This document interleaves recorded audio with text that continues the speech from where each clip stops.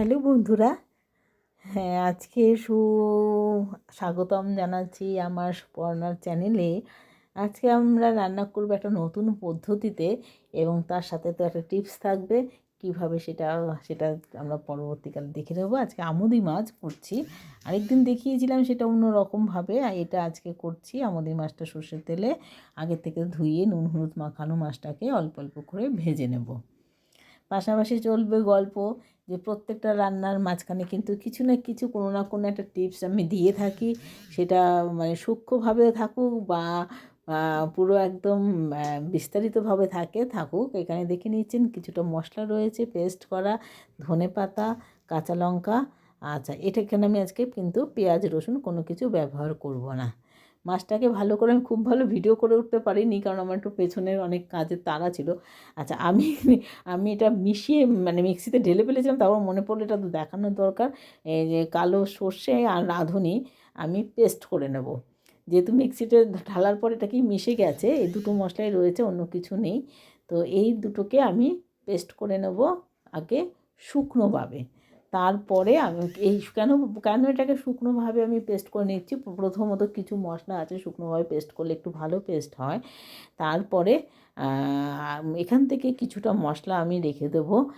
সেটাই হচ্ছে আজকের টিপস, যে গুঁড়ো মশলা কিছুটা রেখে দেবো। সেটা হচ্ছে শুক্তোতে ব্যবহার করার জন্য। হ্যাঁ, আমুদি মাছেও ব্যবহার করতে পারেন। তো আমি এখানে সেই জন্য আগে কাঁচা লঙ্কা টাচা লঙ্কাগুলো দিলাম না, এই যে কিছু শুকনো গুঁড়ো আমি তুলে রেখে দেবো, আর কিছুটা আমি আমুদি মাছে ব্যবহার করব। আমি কাঁচা লঙ্কা আর ধনেপাতা পেস্ট একসাথে করতে পারতাম, কিন্তু এক্ষেত্রে করলাম না। যে পরের দিন আমি শুক্তোতেই মশলাটা ব্যবহার করব, ভীষণ ভালো লাগে, খুব টেস্টি হয়। একটু নিয়ে নিলাম নুন, আর নেব এখানে আমি 6টা কাঁচা লঙ্কা নিয়েছি, তার মধ্যে 4টে ভেঙে বা ওই ভাঙাভাঙি করে 3.5টে ভেঙে দিয়ে দেবো সেইভাবে করে। আর একটু ধনেপাতা, অর্ধেকটা ধনেপাতা এখানে রাখবো, অর্ধেকটা কুচানো কুচিয়ে পরে দেবো মাছে। এবার এটা একটা ছোট অল্প একটু জল দিয়ে সেটাকে ভালো করে পেস্ট করব, এবং পেস্টটাকে একটু তরল টাইপেরই করব। তার কারণ হচ্ছে যদি আমি যদি চাই আমি এটাকে ছাঁকতে পারবো, কেননা যেহেতু সর্ষের খোসাটা থাকে, অনেকে এটাকে ছেঁকে ব্যবহার করে। এবার যিনি রাঁধুনি তিনি যতটা যা চাইবেন সেইভাবে রান্না করেন সাধারণত, তো আমিও সেইভাবে করব। পেস্টটা বেরিয়ে গেছে, এবার এর মধ্যে যে জলটাকে ছেঁকে ফেলে দিতে, সেটা আমার ব্যাপার, আমি কি করব না করব। মাছগুলোকে তো নুন হলুদ এখনও মাখা হয়নি, কাঁচা অবস্থায় মশলাটা আগে করেছি। এই ছবিটা পরে মানে ভিডিওটা একটু আগু পিছু করে ইচ্ছে করে করেছি, কারণ প্রথমে তো কেউ টিপস বলবে না, প্রথমে শুরুতেই তো টিপস বললে বোঝাই যাবে না।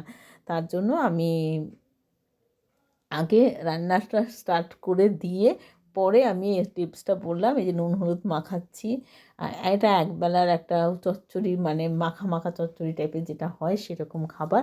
হ্যাঁ, কোনো সবজি ছাড়া চচ্চড়ি, গায়ে মাখা মাখা যেটা হয় সেটা খেতে খুবই ভালো হয়।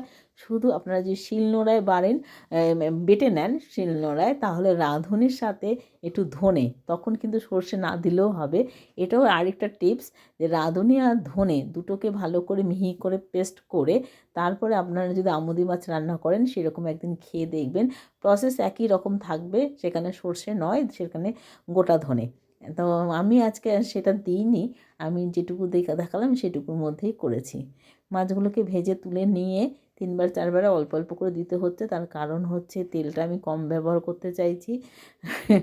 আর চচ্চড়ির এমনিতে যেহেতু সবজি পড়ে না তেল, আর পরবর্তীকালে এই যে এক্সট্রা তেলটা থেকেই যাবে তরকারির মধ্যে।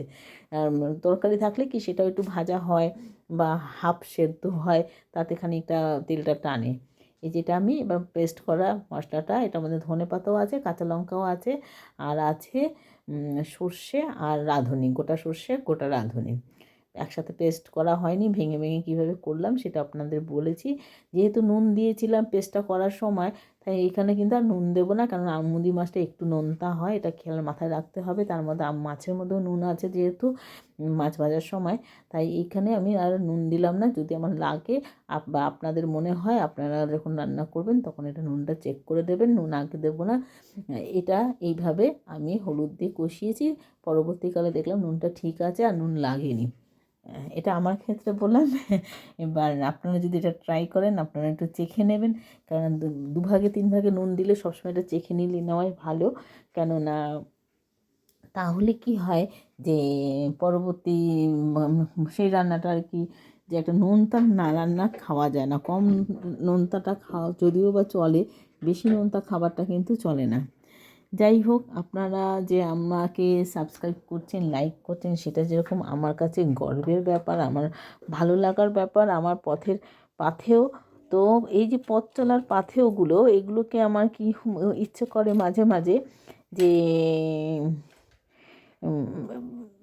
খুবই আনন্দ তো লাগেই, পাশাপাশি কি হয় যে আমি অনেক সময় ভাবি যে অনেক বন্ধু এসে বলে যান ভিডিওতে যে দিদি পাশে আছি, কিন্তু তারপরে তারা কেন সাবস্ক্রাইবটা করেন না, কারণ সাবস্ক্রাইবে যে নাম্বারটা থাকে দেখায় যে এতটা সাবস্ক্রাইবার, সেইখানে কিন্তু গিয়ে বাড়ে না, সেটা কিন্তু কখনোই বাড়ে না।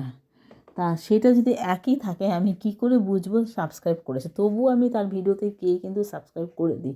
কিন্তু আমি আজকের থেকে, এই নতুন বছরের আজকে যে পঞ্চম দিন থেকে ঠিক করেছি, যদি আমার সাবস্ক্রাইবার নাম্বার না বাড়ে, তাহলে যে যাই লিখুক না কেন, আমি কিন্তু তাকে গিয়ে তার ভিডিও আমি দেখে আসবো। সময় সময় পেলে অবশ্যই তারা ভিডিও তো সেই সময় নষ্ট করে আমার ভিডিও দেখেছে, আমিও সময় নষ্ট করে তার ভিডিওটা অবশ্যই দেখব, কিন্তু আমি তাকে আর সাবস্ক্রাইব করব না। কেননা একটা ভিডিও থেকে সাবস্ক্রাইব করার পর যদি সে তুলে নেয়, সেটা কিন্তু ভীষণ ক্ষতি করে। এটাও আমার কোনো একটা বন্ধু বলেছে, আমি তার নামটা এখানে মেনশন করছি না। কোনো একটা ভিডিও থেকে যখন দেখা যাচ্ছে সাবস্ক্রাইবার নাম্বার কমে যাচ্ছে, সেক্ষেত্রে কিন্তু একটুখানি এটা একটা দাগ পড়ে আর কি।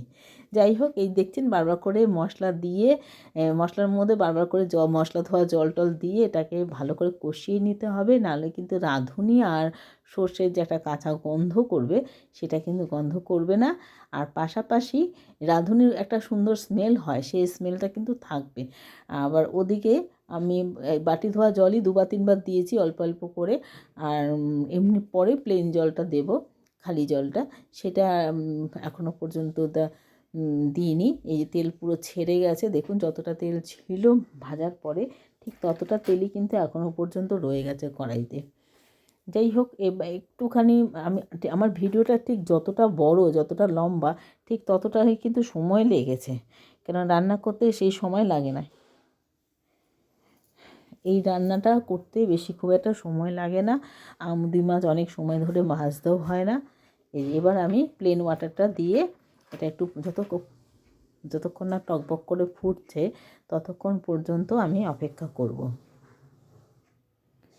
ঢেকে দেবো, ঢাকা চাপা দিয়ে দেবো, ভালো করে নেড়ে নিয়ে ঢাকা চাপা দিয়ে দেবো।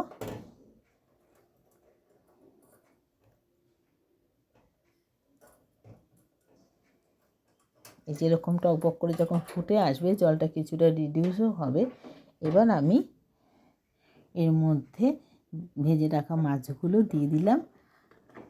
কয়েকটা মাছ তুলে রেখেছি, ভাজা মাছ ডালের সাথে খুব ভালো লাগে আমুদি মাছ খেতে, মসুর ডালের সাথেই হোক বা যে কোনো ডাল। আমরা যদিও বা ঘরে বেশি মসুর ডালটাই খাওয়া হয় নিরামিষ দিন ছাড়া, তো ভালো লাগে, বেশ ভালো লাগে, বেশ ভালো যায়।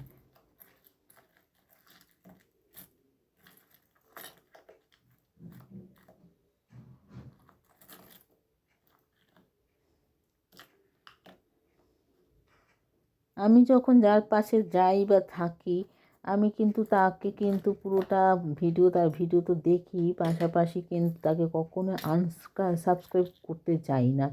কেননা এটা তো জানি যে সে আমাকে ভালো মনে নিয়েছে, আমি যে তার ভিডিও দেখেছি, সে আমাকে ধন্যবাদ দিয়েছে, তারপরে তাকে কেন আমি আনসাবস্ক্রাইব করব? এটা আমার মন থেকে চায় না। আমিও চাইবো যে আমার যারা বন্ধু তারাও কখনোই এরকম কাজ করবে না। Tata, bye bye. ভালো থাকার জন্য অনেক অনেক ধন্যবাদ।